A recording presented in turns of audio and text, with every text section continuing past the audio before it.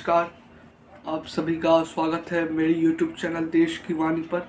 मैं हूं आपके साथ कुमार हर्ष और आज मैं आपसे एक और बहुत ही महत्वपूर्ण मुद्दे या लोकहित के मुद्दे पर बातचीत करने आया हूं, जिससे आपका सरोकार है वो मुद्दे मैं लेकर आया हूं आपसे बातचीत करने के लिए। उससे पहले मैं आपसे एक प्रश्न पूछना चाहता हूं कि जब आप विद्यालय में शिक्षा ग्रहण करते थे, विद्यालय में पढ़ते थे, तो आप स्कूल यूनिफॉर्म जो स्कूल द्वारा तय की गई ड्रेस है वो पहनना पसंद करते थे, या वो ड्रेस जो आपके धर्म से आपका नाता जोड़े उस प्रकार का ड्रेस आप पहनना पसंद करते थे? क्योंकि आज मैं आपसे ये सवाल इसलिए पूछ रहा हूँ क्योंकि कर्नाटक के कुछ इलाकों में, कुछ कॉलेजों में, कुछ स्कूलों में, कुछ विद्यालयों में ये मामला आया है कि वहाँ पे कुछ विशेष धर्म, मुसलमान धर्म के कुछ छात्राओं द्वारा हिजाब, जो कि उनकी शायद उनकी पारंपरिक ड्रेस है, वो पहनना चाहते हैं और इसके लिए वो संविधान की दुहाई दे रहे हैं। लेकिन मैं आपको ये भी बताऊंगा कि हम विद्यालय में एक समान यूनिफॉर्म पहनते हैं तो उससे हमारा क्या फ़ायदा होता है और उससे क्या ऐसा चीज़ होता है जो हम सबको एक जैसा ड्रेस स्कूल प्रशासन द्वारा दिया जाता है। तो इसका उत्तर मैं आपको इस प्रकार से दूंगा कि अगर विद्यालय के में हम सभी छात्र एक जैसा समान ड्रेस पहन के जाते हैं तो इससे हम सभी के बीच में समानता का प्रदर्शन होता है। वहाँ पे कोई अमीर या कोई गरीब का भेद मिट रहा।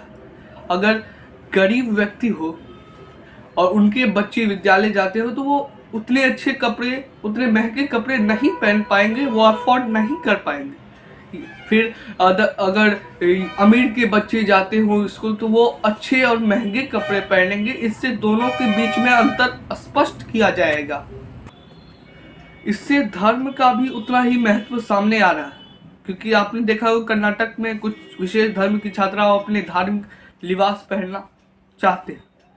उसमें वो धर्म का एंगल दे रहे कि हमें धर्म में ऐसी कही गई कि वो हमें स्वतंत्रता है भारत के संविधान के अंतर्गत, तो हम पहनेंगे।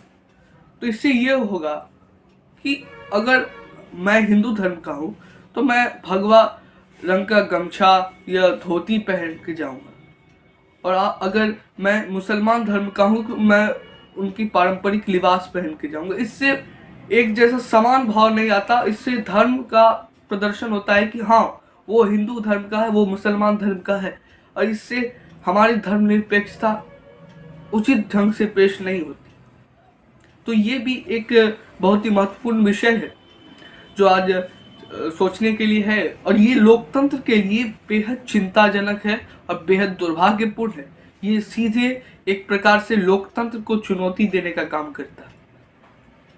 हम आपको अब ये भी बताएंगे कि कर्नाटक हाई कोर्ट में इस मामले को लेकर याचिकाकर्ता द्वारा याचिका दायर किया गया और कोर्ट ने इस पर बहुत सारी टिप्पणियां की है। मैं आपको बताता हूं कि कर्नाटक हाई कोर्ट ने क्या कहा। कर्नाटक हाई कोर्ट ने कहा कि हम तर्क से जाएंगे, कानून से चलेंगे, हम भावनाओं से नहीं चलेंगे। संविधान जो कहता है हम उस पर चलने का काम करेंगे, और संविधान मेरे लिए भगवत गीता है। एडवोकेट जनरल ने जो कर्नाटक के हाई कोर्ट से कहा कि कॉलेजों की यूनिफॉर्म तय करने की स्वायत्ता, कहते हैं जो छात्र छूट चाहते हैं वे कॉलेज विकास समिति से संपर्क करते हैं। याचिकाकर्ता के वकील अधिवक्ता देवदत्त कामत का ये कहना है कि स्कार्फ पहनना मुसलमानों का संस्कृति का एक अनिवार्य हिस्सा है और इसे लोक व्यवस्था का रंग देने के लिए घोड़ी को घोड़े के आगे रखने का प्रयास किया जाता है। इस प्रकार का शब्दों का यहाँ इस्तेमाल किया गया है माननीय वकील जी द्वारा। और इस पर कर्नाटक हाईकोर्ट का कहना है कि सिखों के मामले में न केवल भारत में बल्कि कनाडा, यूके एवं अन्य कोई अलग अलग राष्ट्रों में ERP माना है, आवश्यक धर्म अभ्यास, जिसे हम ERP कहते हैं, वो माना है। कामत का कहना है कि अगर कुछ गुंडे कुछ कर रहे हैं तो ये सुनिश्चित करना राज्य का कर्तव्य है कि छोटी लड़कियों की वो शांति से विद्यालय या कॉलेज जा सके। और कामत जी का ये भी कहना है कि भारत में धर्मनिरपेक्षता अलग है और हम जो है वो सकारात्मक धर्मनिरपेक्षता के चलते, ये तो धर्मनिरपेक्षता के खिलाफ है कि हम अपने धर्म को प्रदर्शित करें। हमें धर्म को मानने की आज़ादी है, हमें प्रचार करने की आज़ादी हमारे भारत का संविधान देता है।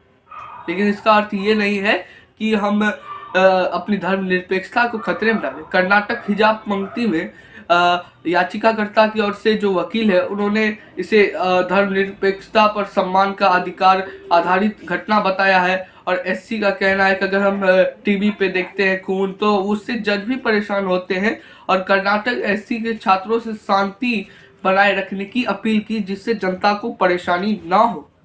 एससी का कहना है कि उसे बड़े पैमाने पर जनता के ज्ञान और गुणों का पूरा भरोसा है और उसे उम्मीद है कि उसका पालन किया जाएगा। तो ये कर्नाटक हाईकोर्ट की मैं घटना बता रहा हूँ। आज एक धर्म के लोग ऐसी मांग कर रहे हैं तो कल दूसरे धर्म के लोग, आज मुसलमान धर्म के लोग ऐसा मांग कर रहे हैं तो कल वही लोग कहेंगे कि हमें कॉलेज में सिर्फ मुसलमान शिक्षक चाहिए।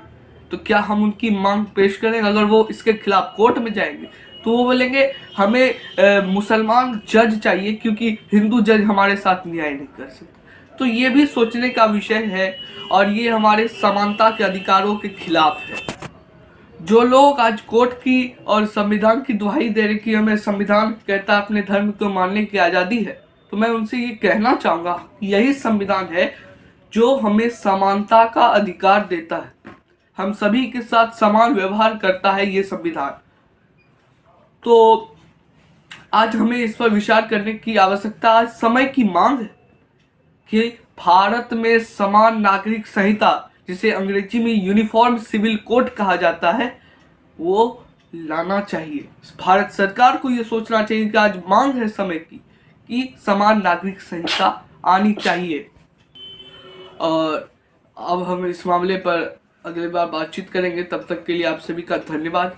जय हिंद, नमस्कार।